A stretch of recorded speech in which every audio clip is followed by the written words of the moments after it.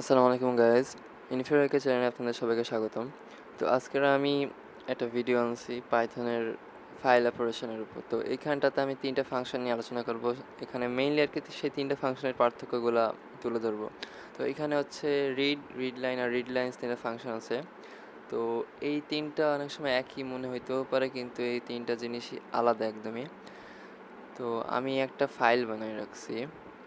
তো এখানে কিছু টেক্সট আছে অলরেডি এবং একটা পাইথনের ফাইলও রেডি করে রাখছি। এখন এইখানটাতে আমি যেটা করছি, ওই যে ডি ফাইলটা, ওই ফাইলটাকে আমি রিড করছি, রিড করে সেটাকে প্রিন্ট করছি। তো এইখানটাতে যদি রান করে, এই যে ওইখানে যে লেখাগুলো ছিল অ্যাজ ইউজুয়াল প্রিন্ট হয়ে গেছে সেগুলা। কিন্তু যদি এখানে আমি দিতাম রিড লাইন, তাহলে কি হইতো দেখা যাক। তো এইখানটাতে একটা মাত্র লাইন প্রিন্ট হয়েছে। তো এইটার কাজ হচ্ছে লাইন বাই লাইন রিড করা, অর্থাৎ রিড লাইন মানে সিঙ্গেল লাইন হিসেবে রিড করবে এবং সিঙ্গেল লাইন প্রিন্ট করবে।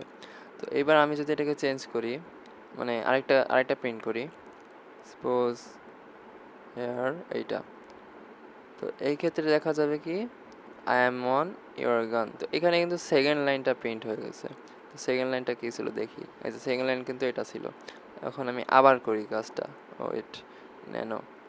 তো আবারও যদি আমি এটা করি, তো দেখা যাবে কি পরের লাইনটা প্রিন্ট হয়ে গেছে। আর আবারও যদি করি, তাহলে দেখা যাক হয় কি না কিছু একটা, আমি নিজেও জানি না হবে কি না। যাই হোক, এখানে কিন্তু ব্ল্যাঙ্ক লাইন প্রিন্ট করতেছে, কারণ কি এরপরে আর কোনো টেক্সট আমাদের নাই।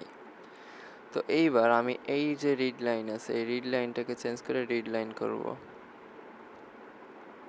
তো রিড লাইন্স যদি করি আমি, তাহলে কি হবে, এইখানে কিন্তু সব সেন্টেন্সগুলা বা সব লাইনগুলো আর কি একটা লিস্টে অ্যাড করে দিয়েছে। এবং মেইন জিনিস হচ্ছে এইটা, এইখানে কিন্তু যে নিউ লাইন এসকেপ ক্যারেক্টারটা, সেইটাও কিন্তু এখানে অ্যাড করে দিছে।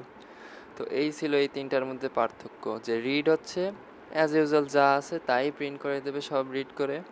রিড লাইনের কাজ হচ্ছে single line by line print করা। আর রিড লাইন্স হচ্ছে সবগুলো লাইনকে একটা লিস্টের মধ্যে জড়ো করে সেটাকে প্রিন্ট করা।